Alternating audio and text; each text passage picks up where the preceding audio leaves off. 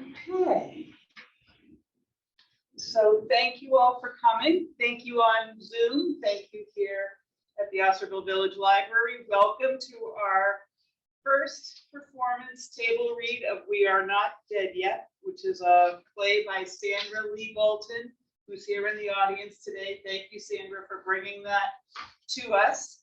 I'd like to thank our cast, Ellen Shady, David Martin, Art Cornell, Patricia Farina, Patrick Fontaine, and our last minute narrator, Ed Maroney. Ed Maroney, I'm sorry. Thank you very much. Enjoy. I just want to preface this.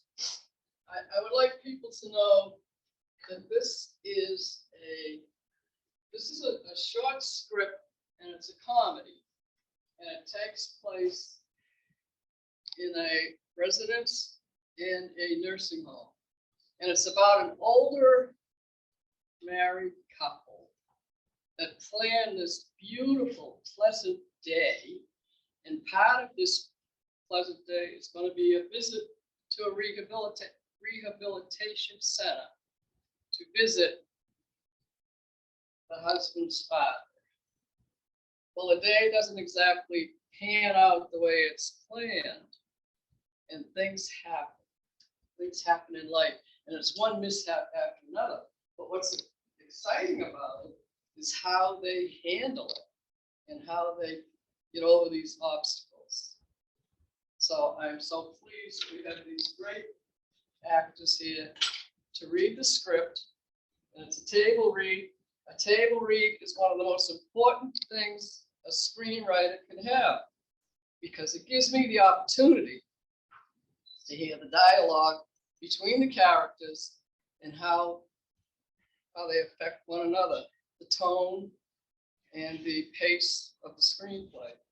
And to me, I could read my screenplay over and over and over, and I say, wow, this is really good, until I hear other people reading the dialogue. And I say, wow, it's not so good. And that gives me a chance to change. So we have these great readers here, and I'm so pleased to be at the Osterville Library. And Lisa, the work that you've done, and I thank you. So we can get started. We'll begin with the narrator.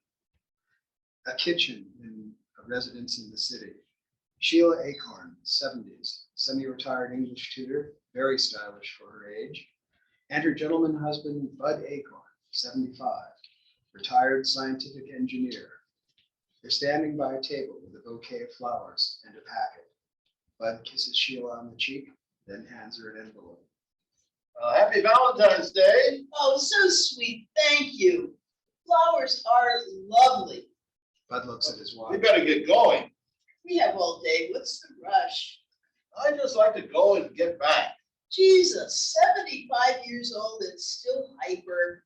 Look, I was born energized. My mother said I was 2 weeks early and came out like a rocket. That's what I love about you. What's that? You're always early. Sometimes a little too early. Sheila picks up the packet. Extended life. We should sprinkle some of this on our oatmeal. Oh, Sheila grabs a pair of scissors from a rack and snips the corner of the packet and pours contents in the vase. She leaves the empty packet on the table. Sheila opens the envelope, reads a card, places it by the vase. She hands a wrapped package to Bud. Something special just for you. Bud unwraps the framed photo. oh, I remember the day this was taken. This is great. We won the game. My father was so happy. Where'd you find this? In a box with family photos. I love this photo of you and your father. Oh, thank you. That's very nice. Bud places the photo beside the vase. Sheila looks out a window at a scientific sensor thermometer attached to the house. Arr, it's cold out there. We're in a car moving on the highway. Bud is in the driver's seat. I think we should eat after the visit. Sheila, in the passenger seat, very calm, fixes her scarf. This is the coldest day of the year. Look, it's February. It's supposed to be cold. It's like 6 degrees. Oh, shit. What? The bags that I put on the kitchen counter, I forgot them. What's on the back seat? Sheila takes a quick look. Oh, that's them. I forgot I put them in there. You've been forgetting a lot lately. Well, you're not so swift yourself. Maybe we should book a room with, If the car is stopped at the drive-through window, oh, I need a coffee. Sheila collects messages on a cell phone. Cream, no sugar for me. Bud observes Sheila, totally absorbed with the cell phone. Cell phones cause health problems, you know. What would you like? 2 coffee, please. Cream, no sugar. Why? Why what? Never mind. Bud pays for the coffee and puts the 2 cups in holders. He pulls over and parks. Sheila unwraps her scarf, places the cell phone on the console, and sips coffee. You're aware, aren't you, that cell phones emit radio frequency energy, right? Never thought about it. Non-ionizing radiation. Will fry your brain. Enough science for today, Professor Acorn. The car is moving down the highway. Sheila is behind the wheel. Bud's in the passenger seat. You sure you want to eat after, not before? We'll be there around 12:45. Stay for an hour or so, and we can stop on the way back. Fine with me. Sheila moves the steering wheel back and forth, swerves the car. What are you doing? Steering feels funny. Yeah, well, let's not jitterbug all over the highway. You cause an accident. Bud adjusts the heat and removes his jacket. You feel okay? Why? What do you mean? It's like 6 degrees outside. You're taking your jacket off. It's too bulky in the car. Besides, you have the heat blasting. We're outside a building. Sheila drives past a sign. Welcome to Brightside Rehabilitation Complex. She parks. Inside the car, Bud reaches for his jacket. All this going in? Leave the smaller bag. We're in a building lobby. Bud limps as he approaches a receptionist desk and signs a register. Sheila holds a bouquet of flowers and a package as she stands in a waiting area. Now, in a room in the building, Sheila and Bud stop short as they enter the room. Blondie, in her 80s, neatly dressed, steps out of a private bathroom, gives a thumbs up to Henry Acorn in his 90s. In a wheelchair, he's dressed in a jogging suit with a baseball cap and sneakers. Calming. Henry adjusts the baseball cap, wipes his mouth, and returns a thumbs up. Sheila and Bud look at each other as Blondie exits. Happy birthday. Hey, buddy boy, how you feeling? Oh, we're doing good. How are your legs? Or is it your feet? Bud shakes Henry's hand. But hearing's a little off today. Yeah, I'm doing fine. I'm no spring chicken, you know. Henry looks at Sheila. What did you say? He likes chicken?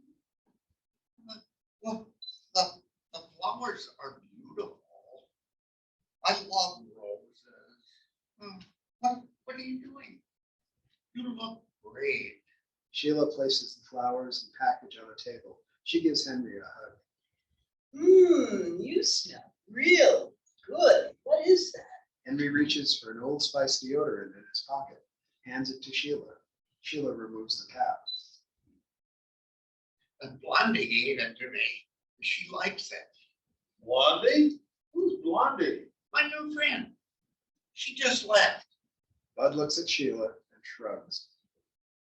This smells so good. Oh, Captain Bud, you are changing your deodorant. Bud hands the package to Henry. Happy birthday. And happy Valentine's Day. How about that?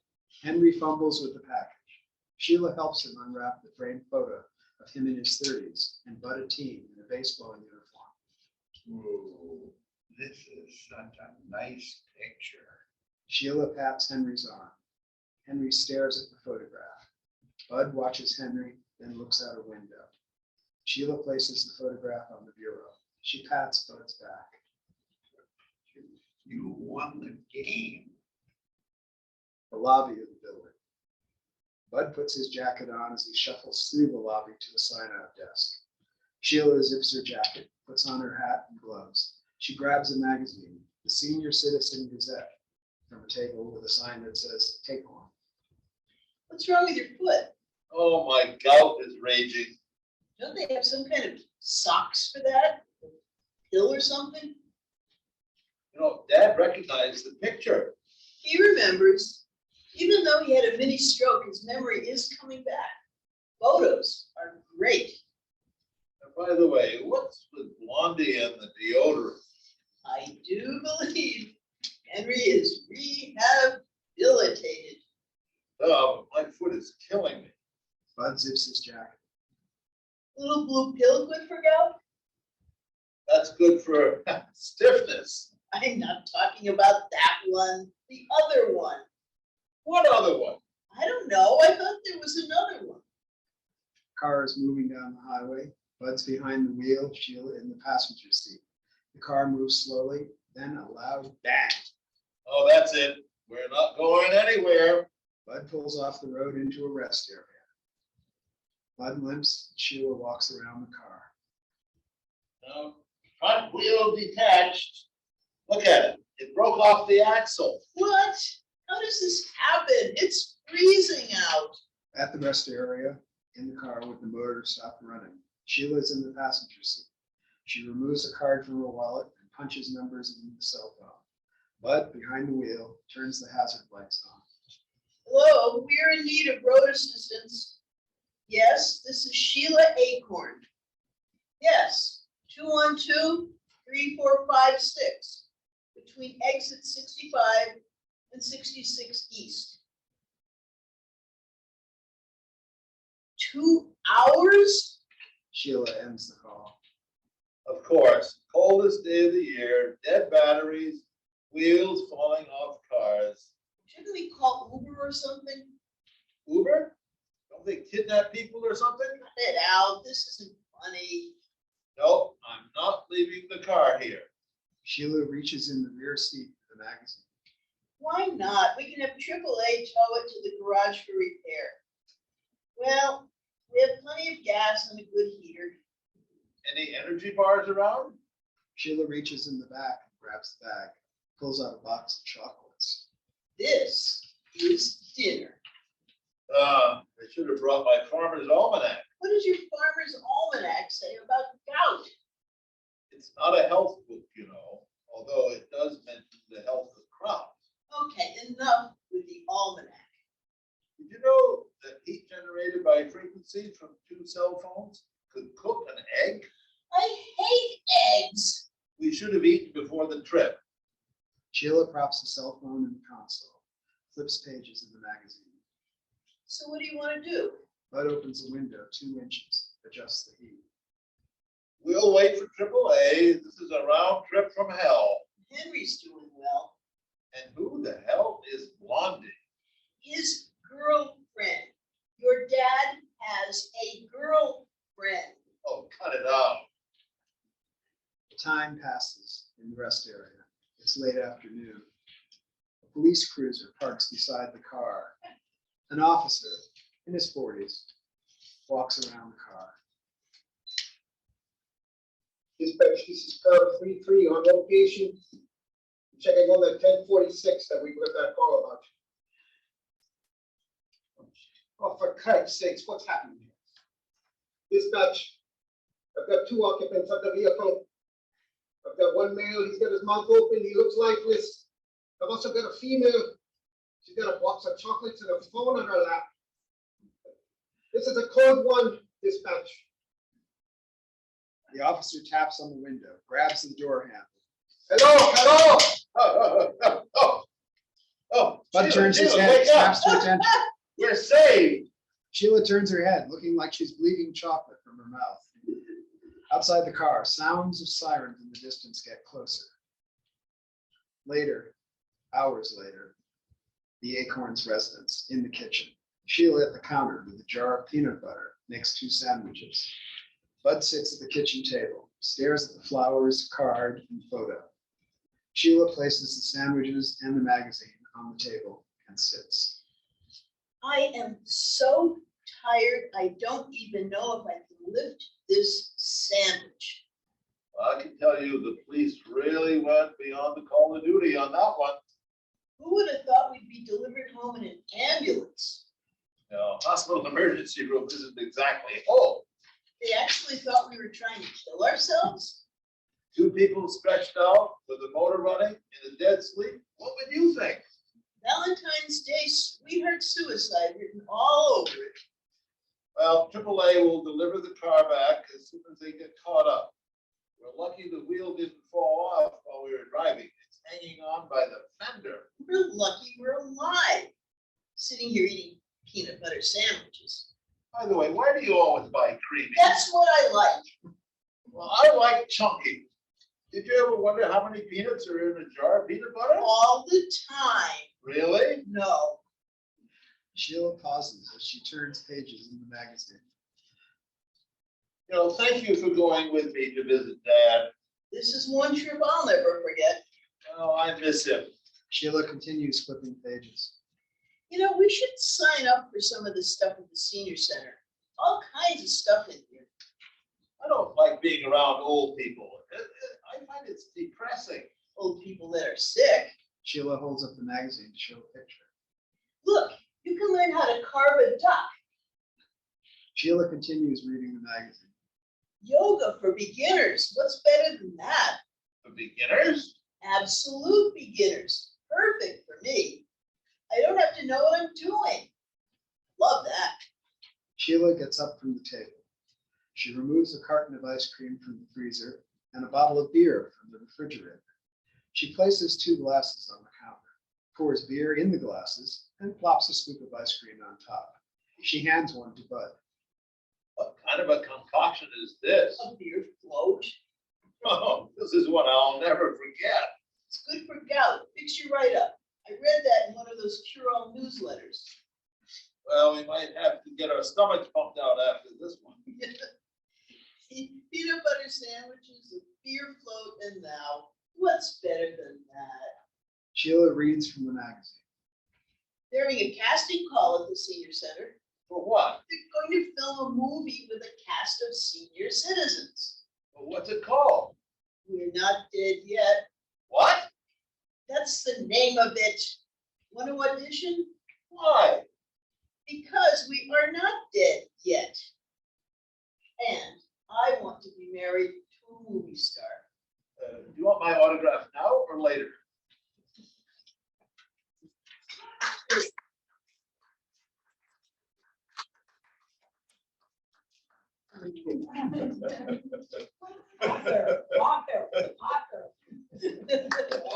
Awesome readers, awesome readers. These 2 act like they're really married. And this guy. I just played myself. Watch out for him. Never dull moment. The logic puts him in his place. Excellent. I like that. I'm proud of all of you. You did a great job. Okay.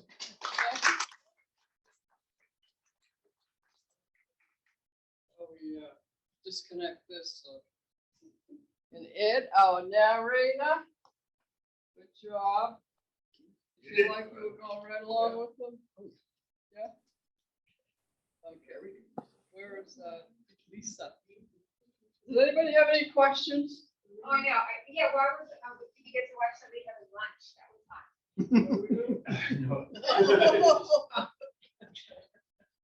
Do you want to stop it? Yeah. Okay.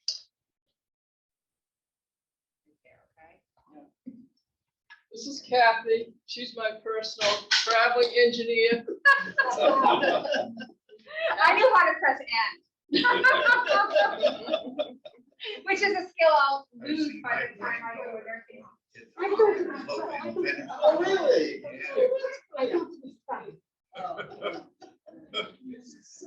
In San Francisco. Is that right? Real life stuff. I know. This is how people talk to each other. Well, so it just means that all the. Where'd you go from here next? Where do we go from here? Library, they can shut that one off. This actually has all. This is a short script. It's written for a film, but it can also be adapted to the stage for a live play.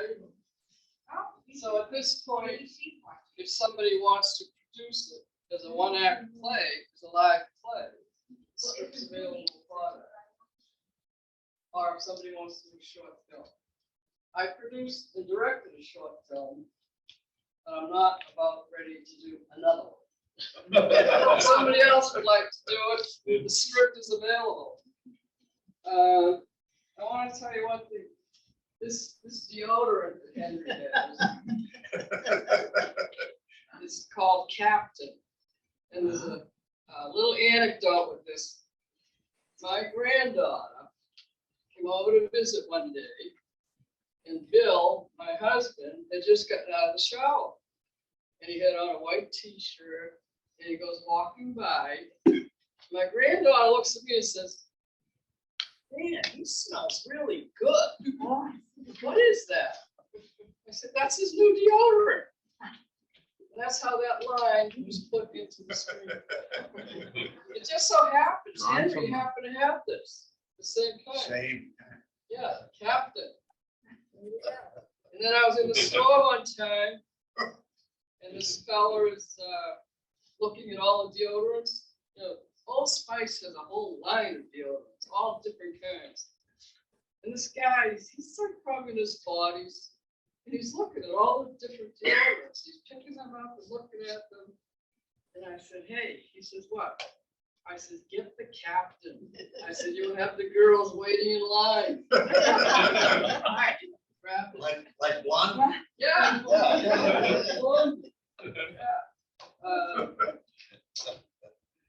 Ellen, I want to thank you.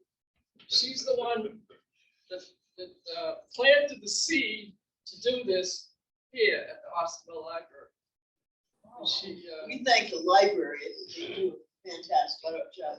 yeah, the library. Can I just ask you something really quickly? So when we pressed that button to end it, it actually started recording it. I'm wondering if this was not recording the entire time. I can't even hear what you're saying. Sure, I'll say it again. I said, when I pressed that button to end the recording, it began recording it, which makes me think it wasn't recording any of that time. Yeah, it was recording. It was recording. It still is recording too. So Okay, what are we doing here? just, Waiting for you to answer a few questions. For me to answer a few questions? Yeah, so thanks for coming. I'm glad you all came out. Thank you. Thank you. Yeah, good. So if you know of anyone that would like to produce a one-act play, Here it it's available. Sandra, how long have you been writing for the stage? Or for the My first screenplay, I wrote about 25 years ago. My very first one. And I thought it was great. And that screenplay is sitting on a shelf collecting dust. It's the worst piece of writing I ever read. You know, after I got myself educated, attended workshops, took classes, and realized I wasn't really doing it right. And it's not easy to write a screenplay. I mean, many of them take years and years. Kathy knows, she's been writing them. What about the next one? The next The next play? play, you want to be in it? Well, I was thinking maybe it could be in the funeral home. The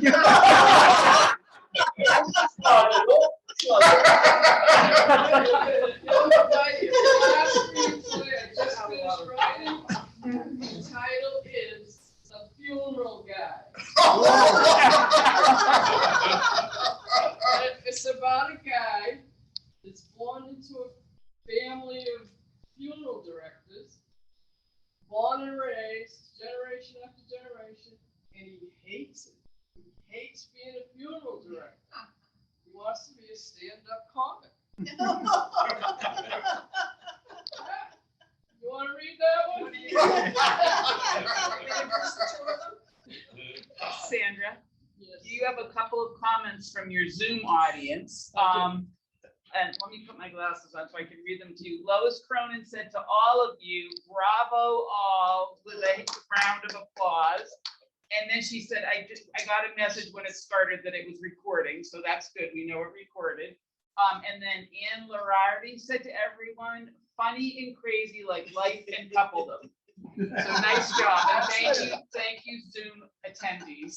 Yeah, thank you. That's great. That's great. And Art, tell about what you noticed up there. Oh, Lillian Fenner up there is my granddaughter. Oh, hi Lillian. In San Francisco. And she Hi, went there. Grandpa. Oh, there's Good her job. picture. She's in San Francisco. Really? So we got a national audience. Oh, welcome to Cape Cod. Thank you. Yeah, so we'll work on the funeral, guys. All right, well, thank you everyone for coming. Thank you, Lisa. Nice job. Lisa. Very good. Goodbye, thank you.